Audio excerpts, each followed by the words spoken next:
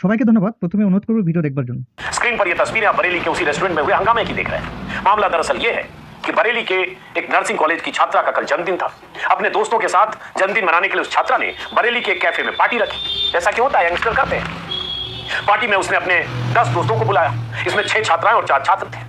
उस लड़की ने अपनी जन्मदिन की पार्टी के लिए दोस्तों की लिस्ट बनाते समय किसी का मजहब नहीं देखा होगा, और दोस्तों में मजहब देखता कौन है, लेकिन देखने वाले लोग हैं ऐसे नफरती पुतले, मोदी और योगी राज के। बरेली के नफरती गैंग को कहीं से भनक लग गई कि कैफे में जो जन्मदिन की पार्टी चल रही है उसमें मुस्लिम लड़के भी हैं। बस फिर क्या था।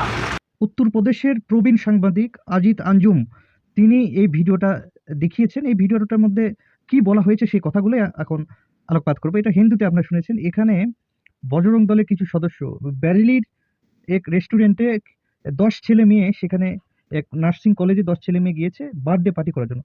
সেখানে বজরং দলের কিছু সদস্য তারা ওখানে গিয়েছেন, উপস্থিত হয়েছেন। লাভ জিয়াদের অ্যাঙ্গেল নিয়ে এসে এই 10 ছেলে মেয়ের বার্থডে পার্টি, 10 ছেলে মেয়ের মধ্যে দো ছেলে ছিল মুসলিম।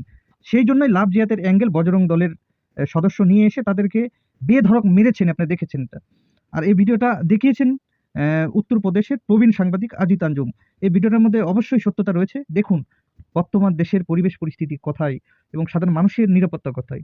সবাইকে প্রতিবাদ করবার আমন্ত্রণ জানিয়ে আজকের মতো বিদায় নিই। সবাইকে ধন্যবাদ।